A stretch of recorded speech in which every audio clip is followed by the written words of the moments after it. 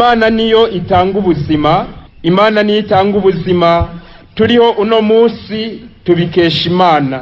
Iyo Mana rero tuyishimire, tuyikomera amashyi. Abavyeyi b'Abarundi barazi ko ubuzima butangwa n'Imana.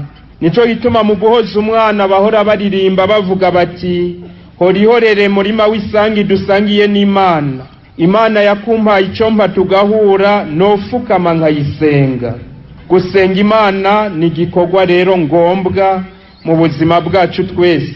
Gusenga harimwo ugukenguruka.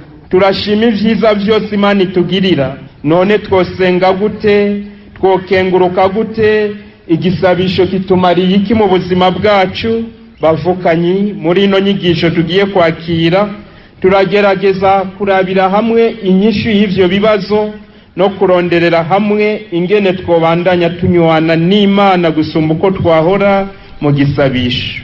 Mu nkundire rero twinjire muri ino nyigisho twisonga ibintu bikurikira. Ubwa mbere, Yesu asenga agaca twigisha twese gusenga.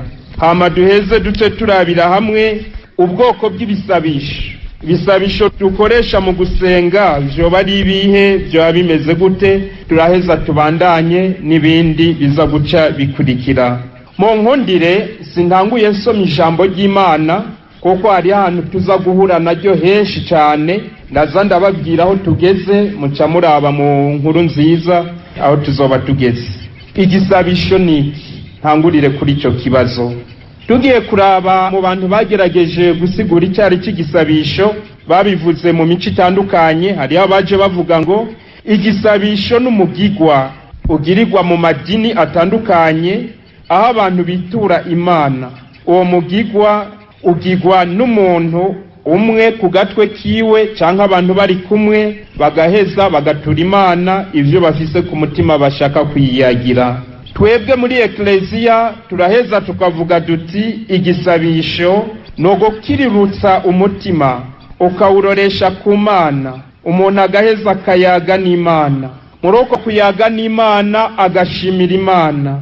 Umuntu ahejeje gushimira Imana agahezagirwa, Imana ikamuhezagira, nawe agahezagira Imana, Imana ikamuronsa n'inema nyinshi. Igisabisho rero kuri twebwe turi ngaha bemera ni akarya Imana iduha ko guhura nayo, ko kunywana nayo, ko kuyaga nayo. Igisabisho kandi n'umugigwa tugira turiko turasenga Imana tuciye kuberanda, tugaheza tugasaba aberanda bakadusabira. Ari no ngaho nyene dushobora kugira ibisabisho vyacu, guhereza Imana ibisabisho vyacu duciye ku muvyeyi Bikira Mariya. Mu gisabisho umuntu yiha Imana wese turiha Imana ataco dusigaje. Umuntu ariko arasenga ariyugururira Imana, akugurura umutima wiwe, ubwenge bwiwe, ugushaka kwiwe, agaheza kemera ko Imana imukoresha icyo ishaka, irangura ishaka ryayo. Gusenga ni kurabira hamwe na Yesu ingene ubuzima bwacu bumeze, ingene ubuzima bwacu tubutunganya, ivyo ducamwo, ivyo dukora, ivyo vyose turaheza tukabirabira hamwe turiko turasenga turi kumwe na Yesu. Uwo Yesu rero ari nawe mwana w'Imana yaratwigishije gusenga. Kajambo rero gaca kaza gakurikira naka Yesu asenga yongera atwigisha gusenga. Muce mufata rero ibitabo vy'ijambo ry'Imana abifise hafi kugira duce tubandanya tuza turabikoresha. Bana b'Imana, Imana ikunda mukayikundira. Mu nkundire turabe ingene Yesu yasenga n'ingene atwigishije gusenga. Yesu yarava mu gwinshi akaja ahiherereye canke mu gahinga agaheza agasenga. Turasoma mu Injili ya Luka ikigabane ca 5 akarongo ka 16. Injili ya Luka ikigabane ca 5 akarongo ka 16. We yamara yaguma ahiherereye mu gahinga ngo asenge. Gusenga no kuja ahiherereye, umuntu agaheza akayaga n'Imana yiwe. Ahejeje kubasezera aduga ku musozi ngo asenge. Bwahwibiriye ubwato bugeze hagati mu kiyaga, nawe akiri imusozi wenyene gusenga. Turabisoma mu Injili ya Mariko kigabane ca gatandatu kuva ku karongo ka 46 gushika ku karongo ka 47. Yesu yaraja gusenga. Yesu ahengera kare cane, umutwenzi utarakika, aravyuka arasohoka aja ahantu mu gahinga abariho asengera kare cane. Duca dutahura ko na twebwe mu bikorwa vyacu naho ntarahashika mu byo turangura twosenga. Mu gitondo umuntu avyutsa agasenga, ndaza kubigarukako. Aho twari mu nshiri ya Mariko ikigabane ca mbere akarongo ka 35. Ahejeje gusezera abo bantu aduga ku musozi ukwa wenyene ngo asenge, bugoroba ari yakiri wenyene. Aho ni mu nshiri ya Matayo kigabane ca 14 akarongo ka 23. Yesu yarasengera hiherereye. Yesu ari wenyene yaraja hejuru, yaraduga ku musozi, ku gasozi ari wenyene agaheza agasenga. Yaratwigishije gusenga. Igihe Imana yemeza ko Yesu ari umwana wayo, ko Yesu ari umwana w'Imana, Yesu yari karasenga naho nyene.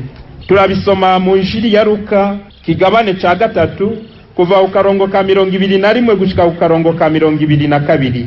Igishengero ryose ryariko lirabatizwa. Yesu nyene amaze kubatizwa ari karasenga, ijuru ririyugurura, maze mutima mweranda aramwururukirako ameze nk'inuma. Ijwi naryo riva mu ijuru rivuga riti, uri umwana wanje nkunda cyane, muri wewe nahasanze ibimpimbara vyose.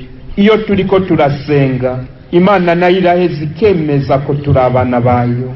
Mu gisabisho tuba turaho Imana ishaka ko tuba. Iyo umuntu ari mu gisabisho yari karasenga, aba ari imbere y'Imana, imbere y'umuremyi wiwe. Imbere yo gutora abatumwa, Yesu yabanje gusenga.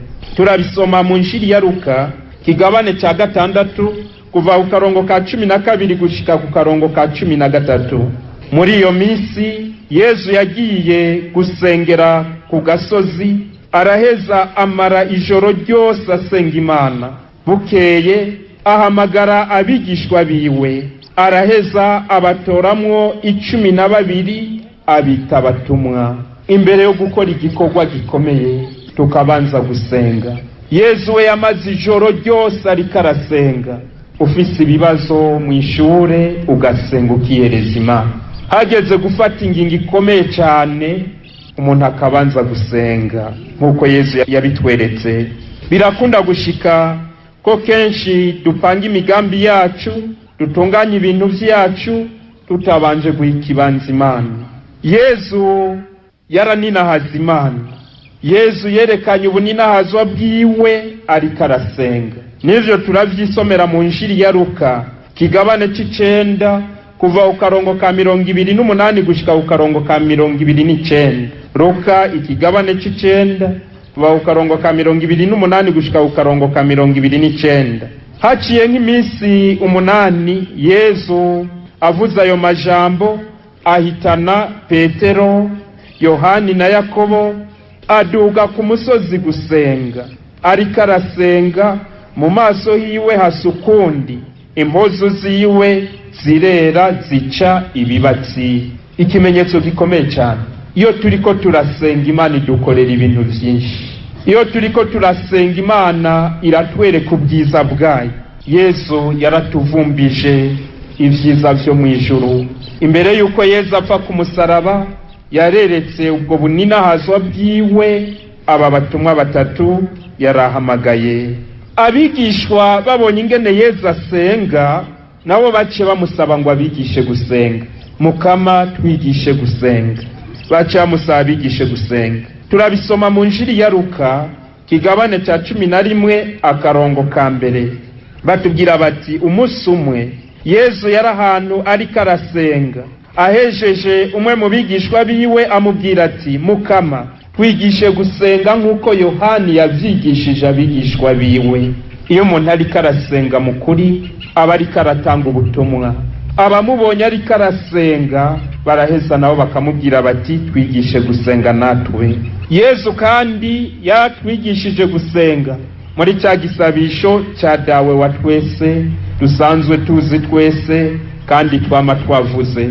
Munkundire rero ndabasabe muri kano kanya tukivuge kandi twibuka ry'amajambo akigize: dawe wa twese uri mu ijuru, ubwami bwawe nibukwire hose, ivyo ushaka nibigirwe ku isi nko mu ijuru.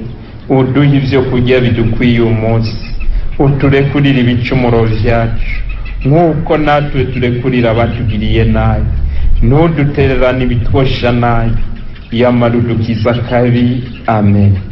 Dushimira Imana. Yesu yaratwigishije ingene twosenga.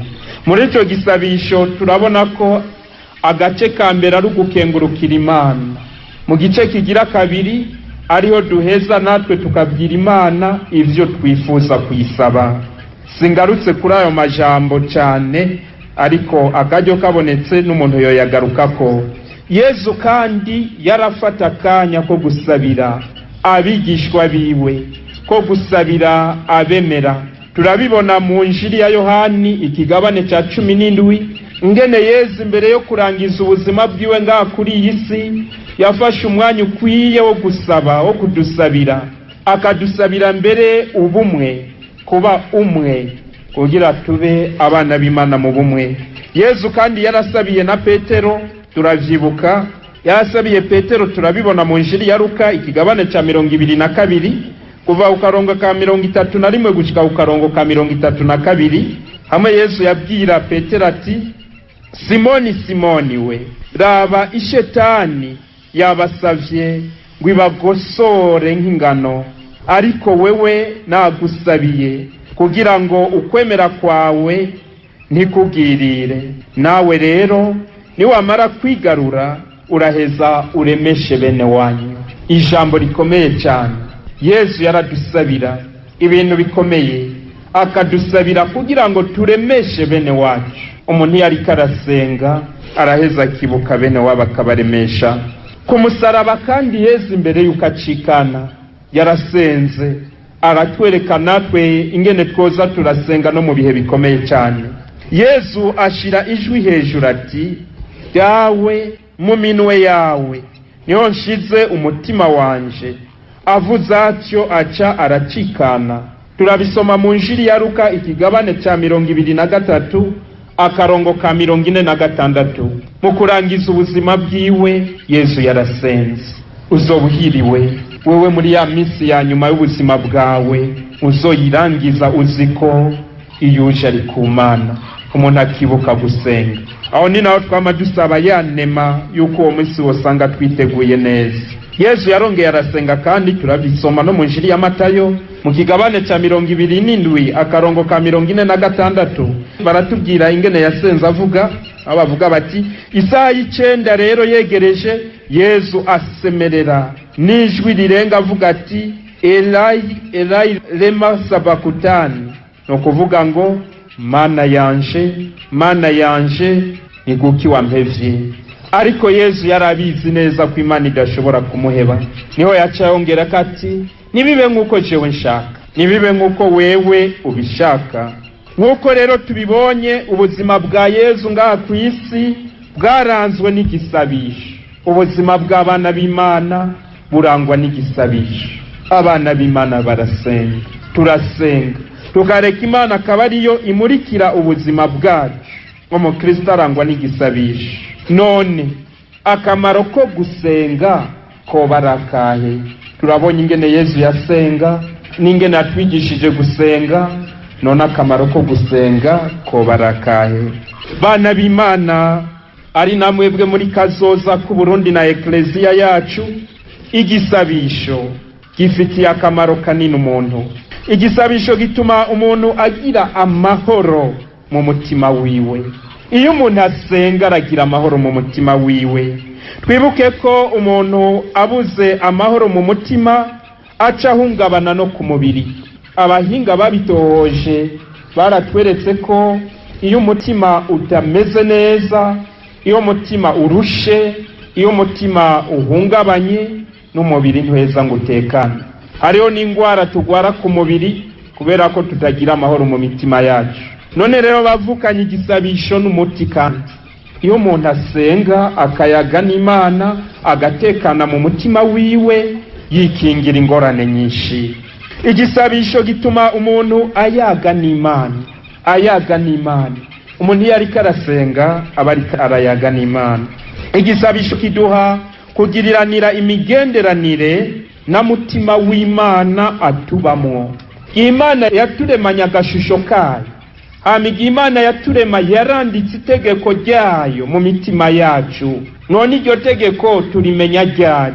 Iyo umuntu ariko arasenga arumva ijwi mu mutima wiwe, arumva Imana imuyagira mu mutima wiwe. Igisabisho gituma kandi umuntu atera imbere mu migenderanire agiranira n'abandi bantu. Iyo umuntu afise ubumwe bukomeye n'Imana biramworohera kugiriranira imigenderanire n'abandi bantu. Igisabisho gituma urukundo dukunda Imana gongerekana, urukundo dukunda abandi gongerekana. Igisabisho gituma ingeso nziza zikomera mu buzima bwacu. Izo ngeso nziza nazo nizihe? Hari ingeso nziza ndoramana, ukwemera, ukwizigira n'urukundo. Hariho n'izindi ngeso nziza ziyongerako, ukwigumya, ubugamburutsi, ubugwaneza n'izindi ntibagiye mbere no kongerako n'ubwerentegegwa. Birakomera mu mitima yacu. Igisabisho gikomeza ukwizera dufitiye Imana. Papa François avuga ati igisabisho kibuze ukwemera guca guhungabana. Iyo igisabisho kibuze no kwemera k'umuntu guca guhungabana. Igisabisho gifasha umuntu kwimenya. Iyo umuntu ariko arasenga aramenya ko ari kiremwa, agaheza akamenya ko hariho n'uwamuremye akaninahaza Imana. Iyo umuntu ariko arasenga arabona amagara make yiwe, agaheza akabona aho yotangurira ngo ninahaza Imana. Igisabisho kandi kiratuma dutsinda amashetani menshi, ntandabigaruka ko mu kanya. Igisabisho kiradufasha kwimenya. Igisabisho gikaze, sinzi ko ariko no bivuga. Igisabisho kivuye ku mutima, igisabisho cohejwe na mutima mweranda, gifise inkomezi zivuye ku Mana nyene. Iyo umuntu akivuze ari umwe mu muryango kiraheza kikamurikira n'abandi bagize umuryango. Igisabisho gifasha umuntu kwamagavye ntatwagwe n'inyosha mbi, ahunge imitego ya sekibi, shetani yamiri hafi yacu. Iyo umuntu asenga igisabisho kiramukingira cyane. Mutima mweranda araza iyo abantu bariko barasenga. Iyo abantu bariko barasenga mutima mweranda araza. Turabibona no mu gitabo cy'ibikorwa by'abatumwa ikigabane ca mbere akarongo ka 14. Bose bari bafise umutima umwe mu kubandanya gusenga, hamwe n'abagore mbere bari kumwe na Mariya nyina wa Yesu na bene wabigiye mutima mweranda yaza kubatumwa. Umuntu ashira imbere igisabisho mu buzima bwiwe araheza akagumana na Yesu, Yesu akagumana nawe, Yesu akamubamwo, Yesu akagendana nawe. Nk'iki kintu twokwama tunyotewe, kugumana na Yesu, Yesu akabana natwe, Yesu akagendana natwe. Iyo umuntu adasenga ivyo ntavyo yoshobora. Igisabisho ni imfungurwa y'umutima, kiragaburira umutima nkuko nari mpejeje kubivuga. Umuntu w'ijunja, umuntu witeka, w'icubahiro n'ibanga, sujya muntu avyibushe cyane, sujya muntu atunze ibintu byinshi cyane. Nujya muntu mu buzima bwiwe azi guha ikibanza Imana mu kwisenga, mu gisabisho. Twebwe ugwaruka ni kenshi bikunda gushika ugasanga turarondera ibintu byinshi cyane, turarondera no gushikira ibintu byinshi, mugabo wabiraba ukavusanga Imana ntirimwo, bigahava idutera ingorane mu nyuma. Igisabisho kirakiza ingwara zo ku mubiri no ku mutima, na Yesu yarabitweretse. Hariho ibintu iyo umuntu ari muri vyo adashobora kubyivanamo wenyene Imana itamufashije. Ntanga akarorero, nk'iyo umuntu arushe ku mutima kubera ko yabuze umuvyeyi, kubera ko yabuze uwahora muri iri shure, kubera ko yabuze umuntu yaramutunze, kububatse umuntu yabuze uwo bubakanye, aragira ico nita shock, umubabaro udasanzwe mu mutima wiwe. Uwo mubabaro kugira uhere n'ingoga, umuntu arashiramo igisabisho agasenga cyane. Iyo umuntu afise kwiyanka mu mutima, yumva mu mutima wiwe atamahoro agira, iyo umuntu afise ukwihebura, iyo umuntu afise amashetani yamunaniye gutsinda araheza agafashwa n'igisabisho. Niho rero Yesu abitubwira mu Injili ya Mariko ikigabane c'9 kuva ku karongo ka 29 gushika ku karongo ka 28. Yesu araheza yinjira mu nzu, abigishwa biwe baramwihereranya bamubaza bati, ni kuki twebwe tutashoboye kuyirukana? Arababwira ati, mwene ubwo bwoko bw'amashinga, hari naho bavuga amashetani, nta kindi gishobora kubwirukana atari gisabisho, nta kindi atari gisabisho. Turatahura ko igisabisho kishoboza umuntu ibintu byinshi atokwishoboza ari wenyene, atokwishoboza ari wenyene. Kibazo rero kindi gica kiza niki, none ko tumaze kubona ingene Yesu yatwigishije gusenga n'ingene yasenga, ko tumaze kubona akamaro k'igisabisho, ubwoko bw'ibisabisho bwoba ari ubuhe? Ndashikiriye ijambo rya kabiri, ubwoko bw'ibisabisho. Ababishoboye barashobora kuvyisomera, gusoma ivyiyumviro nyamukuru mu nyigisho ndoramana za Ecclesia Katolika, Catechisme de l'Église catholique, kuva ku nimero y'ibihumbi 2558 kubandanya. Barashobora kuvyibonera ingene Ecclesia itubwira ibisabisho bimwe bimwe. Yego bana b'Imana bavukanyi, karorero mu rundi gwaruka, kuko twebwe tumaze kumenya gusenga tuja kuba karorero mu rundi gwaruka.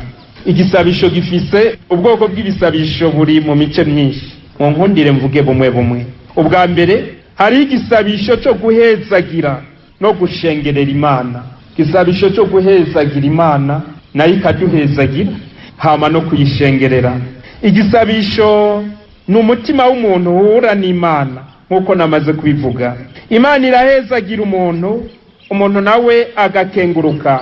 Iyo dufasha akanya tukicara tukaraba ivyiza Imana ikora mu buzima bwacu, nta kindi tugira atari kuyihezagira. Mukomvye mufata akarorero, muzungagiza amaboko.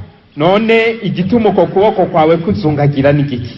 Wofata igiti cyo kwizungagiza kubera iki? Turiko turiyumvira, cyo giti kiriko kiriyumvira. Hari ibintu byinshi dufatiye kuri ibinyene tubona hafi, duca duhezagira Imana. Warakoze Mana, we wanshoboje kuva muhira ngashobora gushika ngaho no munsi. Iyo Mana turayihezagira, tuyikengurukira, nayo igaheza ikaduhezagira. Ingendo rero ni zibiri. Hari ingendo ya mbere, ingendo yo kuduza ibisabisho byacu bivuye ngaha ku isi bikaduga bigana Imana, bigiye bigenda bininahaza iyo Mana. Turahamagara mutima mweranda akaza akatwigisha gusenga, akatwosha n'amajambo abereye yo gusenga, tugacisha ibisabisho byacu kuri Yesu Kristo, twaca tubiduza rero bigenda bigana Imana. Murashobora kuza gusoma akarorero murashobora kuza kugasanga mu ibaruwa umutumwa Paulo mweranda yandikiye Abanyefezi kigabane ca mbere kuva ku karongo ka 3 gushika ku karongo ka 14. Sinsoma vyose, ngomba nsome imirongo ya mbere gusa. Imana se umukama wacu Yesu Kristo nihezagirwe, ko ariyo yaduhezagije imihezagiro y'ubwoko bwose ya mutima mu vy'ijuru muri Kristo. Yaratwitoreye muri we isi itararemwa, kugira ngo tube beranda kandi ntitugira amahinyu imbere yiwe mu rukundo. Imana yaratwitoreye ngo tube beranda. Nagomba ndabasaba umwe wese abwire uwo bicaranyira ijambo ati, Imana yaratwitoreye ngo tube beranda. Iyo Mana yaduteye iteka ringana gutyo, nta kindi dushoboye kugira atari kwama tuyishimira, tuyihezagira. Nimwaronka akanya murashobora kubyisomera. Hariho kandi n'igisabisho dushobora kugira dusaba imihezagiro y'Imana itwururukireko, kuko Imana ariyo soko y'ivyiza vyose. Turasoma mu ibaruwa ryandikiwe Abaromani kigabane ca 15 akarongo ka 13 aya majambo akurikira: Imana yo soko y'ukwizigira, nibuzuzemo rero akanyamuneza kose n'amahoro mu kwemera kwanyu, kugira ngo mwame murushirizaho kwizigira kubera ubukomezi bwa mutima mweranda. Imana itwuzuzemo amahoro, Imana itwuzuzemo akanyamuneza. Ivyo ni vy'abantu tunyotewe cyane. Ico cyari igisabisho ca mbere. Ubugira kabiri, hariho igisabisho cyo gusaba. Mu Injili ya Luka ikigabane ca 11 kuva ku karongo k'icenda gushika ku karongo k'10, Yesu aratubwira ati nimusabe muzohabwa, nimurondere muzoronka, nimwuguruze muzokugururirwa, nkako uwusavye baramuha, uwurondeye araronka, uwuguruje nawe akugururirwa. Nimusabe muzoronka, nimwuguruze bazobugururira. Kumenya neza ico ushaka gusaba Imana ni ikintu gikomeye cyane. Ntuvuge ibintu byinshi, ntuvuge amajambo menshi, ata kintu gitomoye uri kuravuga. Birashobora gushika umuntu akiyumvira ngo ariko arasaba, mugabo akavuga ibintu byinshi ata jambo na rimwe nyamukuru havusangamwo, bigava bigorana. Rero murasaba ariko ntimugabana, koko musaba nabi, mugashaka ibyo musesagurira mu bibahimbara. Uwo ni Yakobo abitubwira mu kigabane ca 4 akarongo ka 3. Iyo dusavye nabi ntituronka ibyo twasavye, iyo dusavye neza turaronka ibyo dusaba. Umunsi umwe niyo hariho umutamakazi yari yaraye atari yashonje cyane, araheza acagenda mu isengero gutakambira Imana, abwira Imana ati Mana maze kabiri ntajya, none urampevye ngo mpfe. Hama mu isengero ahantu yari yicaye, ngo yari yicaranye n'umuntu w'umuterambere atunze cyane. Mutamakazi yari kasaba indya z'uwo munsi, uwo muntu nawe yari kasenga, uwo yari atunze vyinshi nawe yari kasenga, abwira Imana ati Mana nyarutsa n'ingoga, ndatunze birakwiye, mugabo nsigaje kugura indege niyo nsigaje, unyarukirize Mana n'ingoga. Wa mutamakazi nawe agasenga abwira Imana ati Mana ndonse utwongiye umunsi uzobukotse. Abonye Imana umeya ntiyumva neza igisabisho ciwe, wa mutamakazi acasenga avuza induru. Avuza induru avuga hejuru ati Mana nyumva, inzara iranyishe. Wa mugabo nawe yari haruhande yacu aramubwira ati urumva ingene usamaza Imana, uriko usaba indya nta soni. Atakora mu mufuka mu 10,000 ati sokureke gusamaza Imana yumvirize dosiye yanje. Wa mukenyezi ashitse hanze ataragaruka arafuka arabwira Imana ati Mana urakoze, singi umunsi gusa nejo nzoronka. Wa wundi nawe nuba aracari misengera avugira Imana ati Mana mindege nubu niyakiri. Kumenya rero gusaba ndiko nsabika Imana, tumbera neza ico ushaka gusaba Imana aba ari cyo usaba. Ni rero batubwiye bati usavye nabi nturonka ico ushaka gusaba Imana. Abantu benshi baramara amasaha n'ayandi bariko barasenga ariko ntibigere basaba ikintu na kimwe, bavuga ibintu mu kivunga badasaba ikintu na kimwe. Nukumenya gusaba, kudodora, udodoye ku ruhome kandi hariho umuryango, abari imbere ntibakumva ngo baheze bakwitabe, ibi turabizi na twebwe. Umaze kumenya neza ahari umuryango ni umuntu aheza akadodora ciye. Yesu avuga ati nimusabe, cyo muzosaba cyose ku izina ryanje muzokironka. Iyo umuntu amaze kumenya neza icyo arondera araheza akagitura Imana. Rero twibaze rero muri kano kanya, jewe nicaye ngaho no munsi, kintu numva nkeneye gusaba Imana ni giki? Umujene wuno munsi, umurundi wuno munsi, cyo yumva keneye gusaba Imana ni giki? Twebwe turi ngaho no munsi cyishijemo kintu twumva twosabira ba bantu babatijwe. Umuntu yasavye Imana iramwumvira, mugabe ingene Imana itwishura hari igihe twebwe tutabitegera ingene Imana itwishuye. Ngomba ntanga karorero kamwe k'ibintu vyabaye, ibingira mvuge nivyo kuko vyavuze umuntu mwene vyo. Yego, hari mu gihugu ca Benin umugore yaragwaje umugabo wiwe, hama uwo mugabo aramuvuza biranka ko akira. Niho yamujana kwa muganga, amushikanye kwa muganga, muganga arababwira ati uyu muntu arashobora gukira ariko kugira ngo akire dutegerezwa kumubaga. Niho acabwira uwo mugore genda uzane caution, ajya amahera batanga ubwa mbere, genda uzane umuriyoni. Uno mugore arabwira muganga ati kuva mvuka jewe sinigera nkora no mu biganza vyanje n'ibihumbi 50, uwo muriyoni ntaho nshobora kuronka.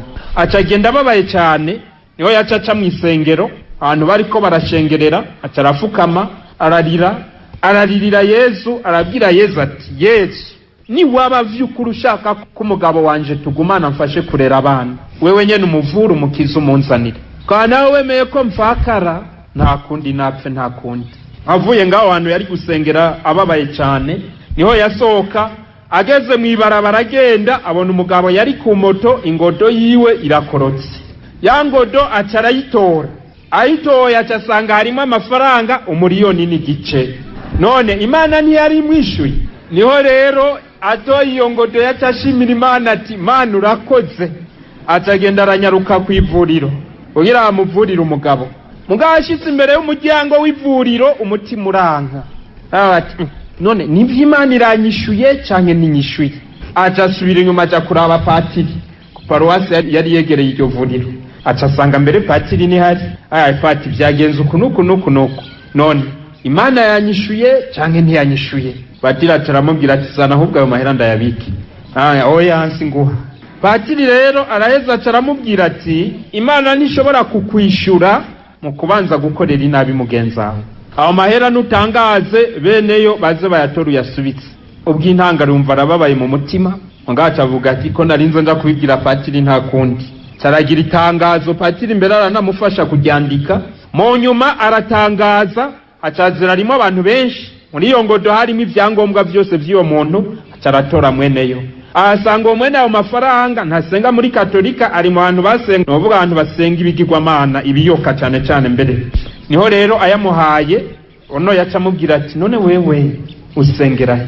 Tahamubwira jewe nsengera mu Bakatolika. Tahamubwira ati Abaroma, babita Abaroma. Ati ego. Ati nowe muri bo aba abantu bakora ineza. Acavuga ahubwo ni abakora ineza bari. Acamubwira turira kuri iyi moto rero tujane muhira nkwereke umuryango wanje. Baca baragenda bashitse muhira, cyasanga n'umuntu atunze ibintu byinshi. We rero icyamubabaza harimo muri iyo ntuze yiwe harimo visa, harimo pasiporo yiwe yarimo visa yategura kugira urugendo. Nico cyari kimubabaje, uwo mugabo ntiyarababajwe n'ayo mafaranga. Niho rero ashitse muhira yaca abwira umugore n'abana ati yamarira nari rejo yaheze kubera umugore ngaha mubona. Uwo mugore niwe yantoreye ya ngodo yarimo amafaranga n'ibindi byose yabimpaye, nta na kimwe yakuyemo. Bose baca baramutangarira. Niho rero yaca abwira uwo mugore ati wamufasa kubera iyi neza wankoreye, urabona ko je atacumbutse. Acakora muri ya ngodo akurayo ya mahera, acafata 1 miliyoni, acaha wa mugore ati genda nawe witeze imbere, Imana iguhezagire. Acarashimira Imana, acagenda aranyaruka kwivurira atanga wa 1 miliyoni, ngabo bamuvuye akize. Yaciye avugwa ku 600 n'ayandi, ayasiga yarenga akacaca kuyakoresha aribeshaho. Ubu nawe yambara agatenge keza nk'abandi, agaseruka ahantu heza nk'abandi. Imana yaramuhezagiye. Tugire Kristo. Kenshi turasenga mugabo tukajugumira mu gusenga kwacu, akantu gatoyi kagatuma umuntu atukwemera kwiwe. Iyo umuntu asenga mukuri, akaba ari mukuri, yemera Imana, yizeye Imana yiwe, Imana ntimuhemukira, iraheza ikamuhezagira. Imana rero irafise ubugi twishura. Umuntu asamaye arigiye Imana imwishura ntabimenye ko Imana yamwishuye. Imana rero irishura ku bisabisho byacu tuba twayituye. Hari n'ibisabisho rero dutura Imana atakirimwo. Iyo tuye Imana ibisabisha atakirimo atakigenda, birumvikana ko Imana bigora kukwishura.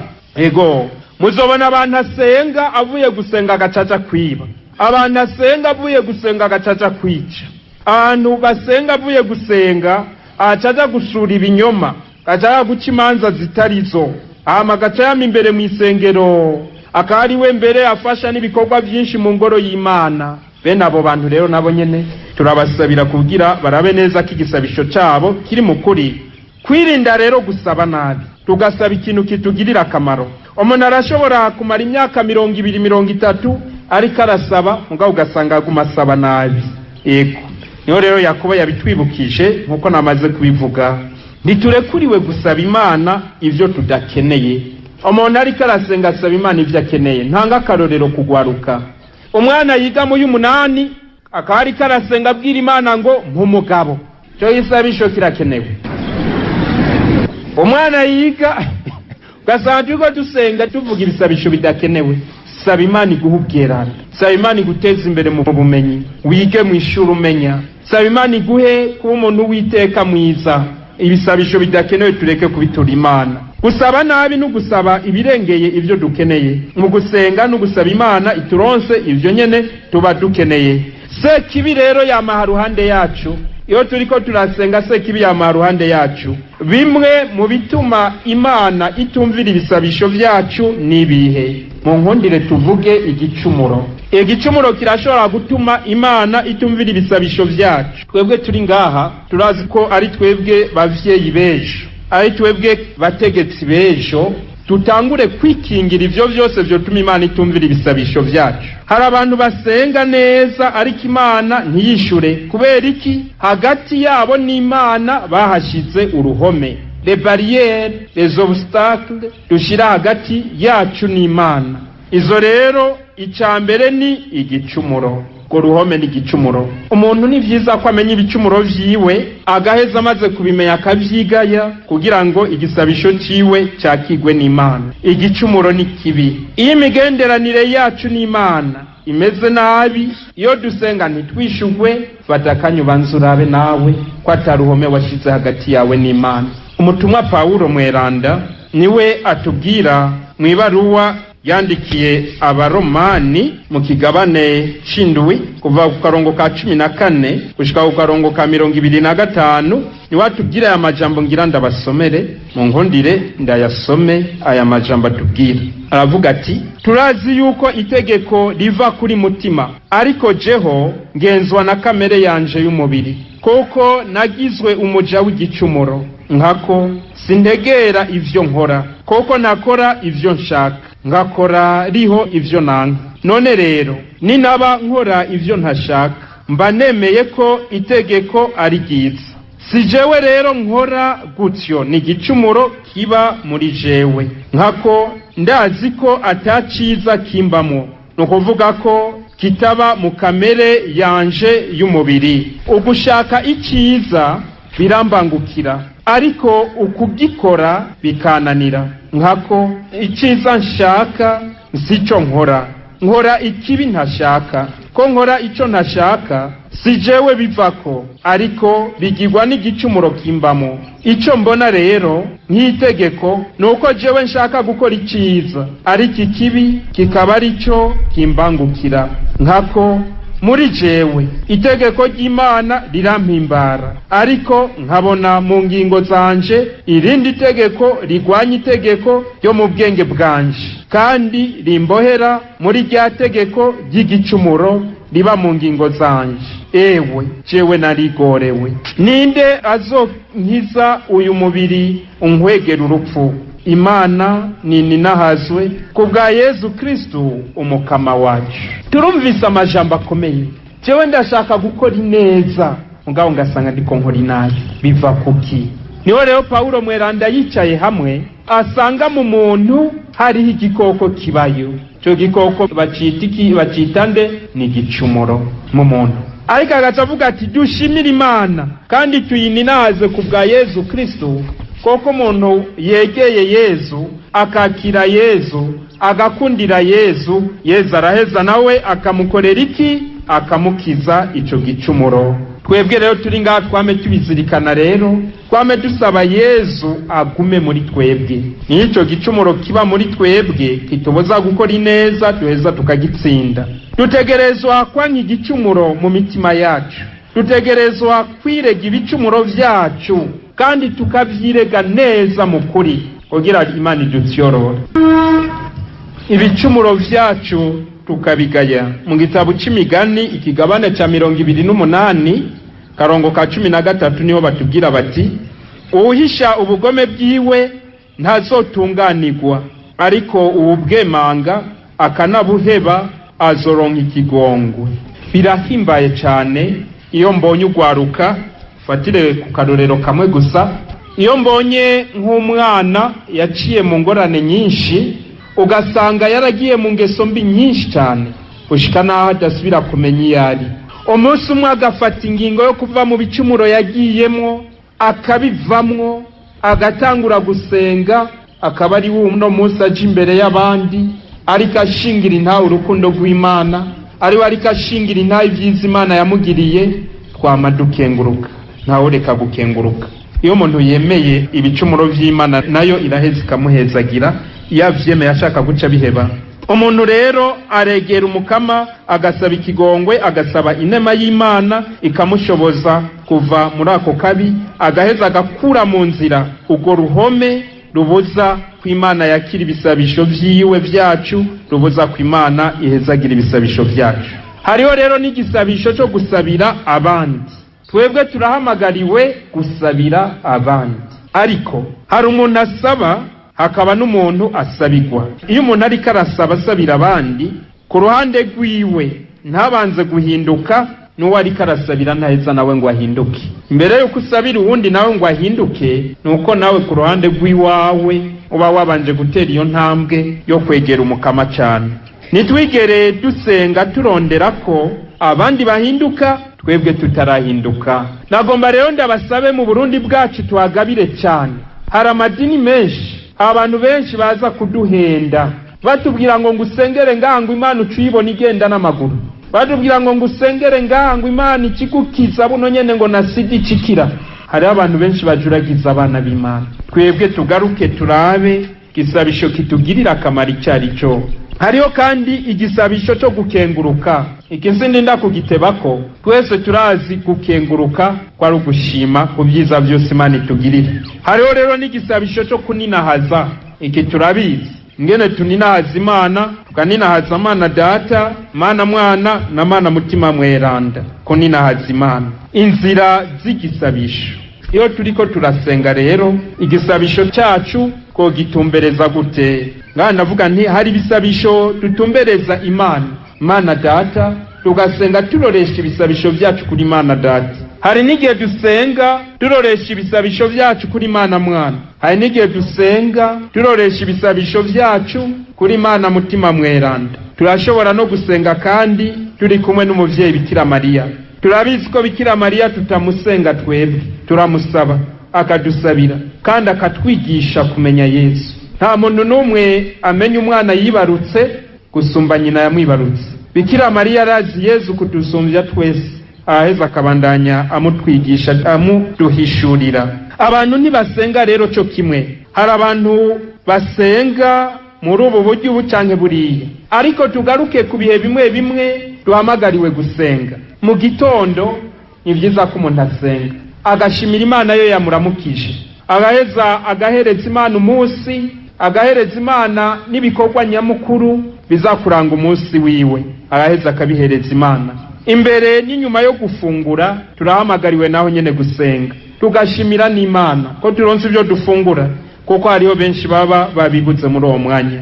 Ku mugoroba turaheza tugasenga, tugashimira Imana yatuzigamye umunsi wose, tugasaba ikigongwe ku byo twakoze nabi, tugashima ku byo twakoze neza, tugahereza Imana ijoro ritanguye kugira ngo Imana ize kubana natwe. Hariho igisabisho cyo kuja mu nkuka ya misa. Inkuka ya misa nico gisabisho kirenge ibindi bisabisho vyose tugira. Mu nkuka ya misa Yesu aza wese kuri altari tukamwakira. Harabi igitangaro gikomeye cyane, aho mukati uhinduka umubiri wa Yesu, aho muvinyu uhinduka amaraso ya Yesu. Mbega ni bande bafise ububasha bwo guhamagara Mutima Mweranda kazi icyo gitangaro kikaba? Ni ba bandi bubitswe k'ibiganza, batiwe n'abatumwa, n'abubitswe k'ibiganza n'abatumwa. Uno munsi ari ingeso yadutse haji Bujumbura mu makartier menshi, ibyo bitangwa amahombi. Kumbure hariho na twebwe muri Katolika bamwe baca bigana abo bakizwa bakabitangura, aho baja gusengera mu nzu z'abantu, hakuza gusengera mu ngoro y'Imana ahari Yesu Kristo.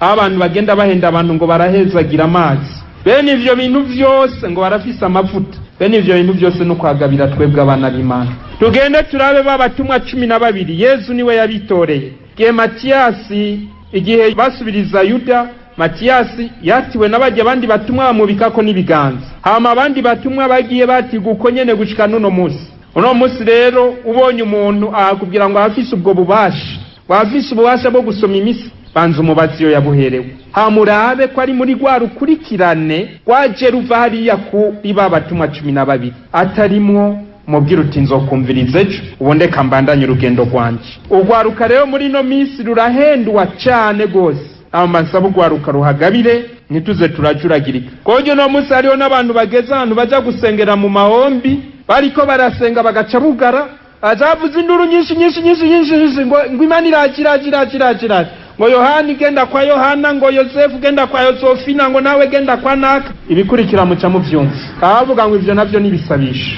kandi ugwaruka rukaguma rugendayo aho nukwagabira. Umukristu yamaze kumenya Yesu mu sakramento ry'Ukaristiya no kumwakira, ntabagiti dinatori rindi, kuko Yesu abari muri we, ababana nawe. Hari n'abantu rero ugusenga kwabo usanga kugoyagoya no mu bundi buryo, aho rero nukwagabira naho nyene.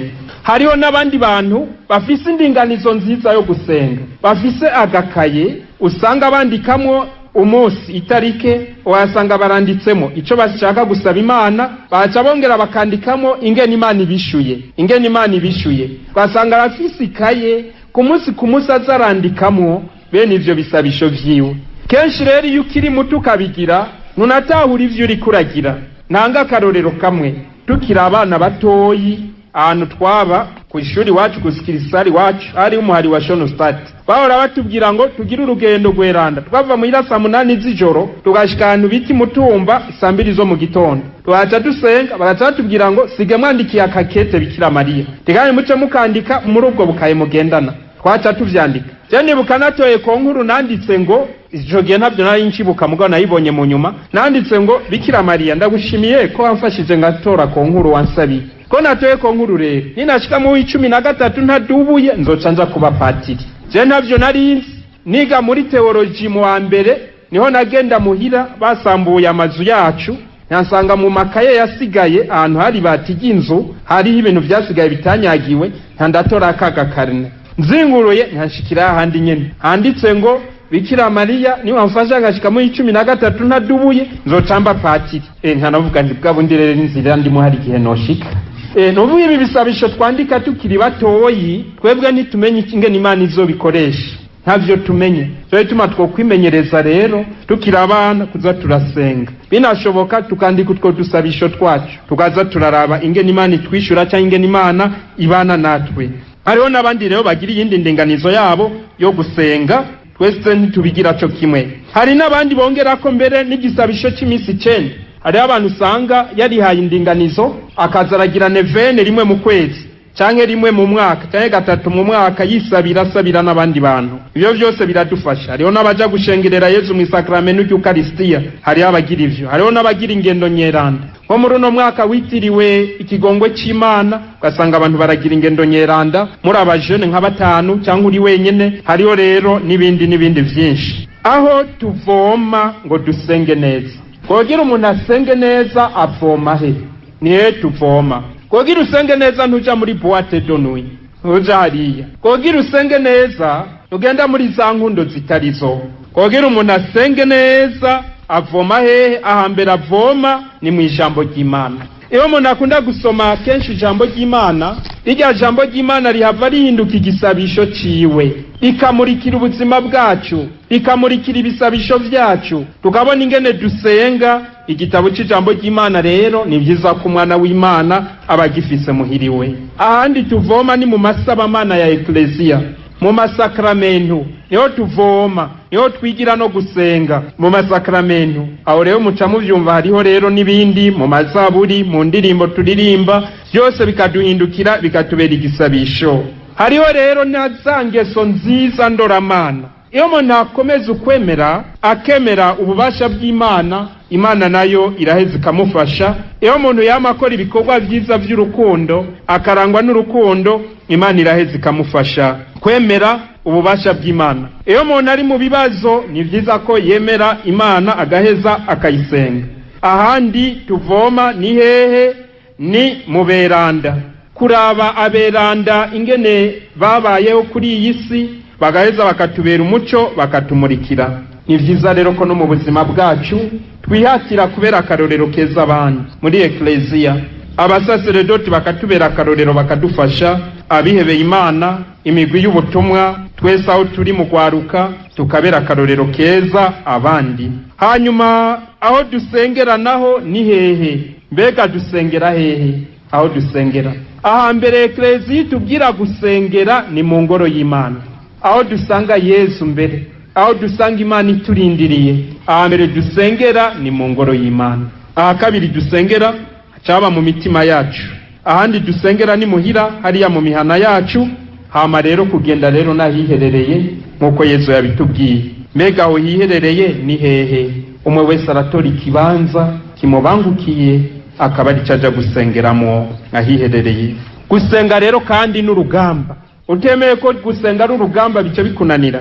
Kenshi umuntu agira aje gusenga aca hitamwe ibindi bintu byinshi, ukuruha cyangwa umenya urarushe, itiro rica riza, ubunebwe buca buza, ukwihebura bica biza, umugenzi acaza kukuramutsa ugahava uca ubiheba gusenga. Gusenga n'ingingo umuntu afata, n'urugamba umuntu agwana, ugatsinda ibyo byose biri mu mutima wawe bikubuza gusenga, ugatsinda na bijya biza bivuye hanze bikubuza gusenga. Gusenga n'urugamba. None rero ubwa nyuma ngiye gusozera mvuga nti gutunganya ingene ngiye gusenga. Nagomba rero ndabasabe mwandike ibi bibazo biheze bidufashe kubandanya tuzirikana. Ikibazo ca mbere ni iki? Muri iyi nyigisho nakozwe ko niki? Muri iyi nyigisho ni igiki cyankoze ko cyakoze ku mutima wanje? Ubugira kabiri, niyemeje gukora iki ngo ubuzima bwanje bube igisabisho? Niyemeje gukora iki ngo ubuzima bwanje bube igisabisho? Kibazo ca nyuma, ngiye gufasha abagenzi banje gute ngo nabo batera intambwe mu gisabisho? Bavukanye intore z'Imana, Imana iduhezagire, Imana iduhe kubandanya tubana nayo, kubandanya tuyimenya, kubandanya itumurikira no kubandanya tuyininahaza mu buzima bwacu bwa misi yose. Duheze tuvuge nk'umweranda Paulo mweranda duti, ngendagenda nsijewe ngendagenda, ni Yesu wenyene agendagenda muri jewe. Murakoze, Imana ibahezagire cyane.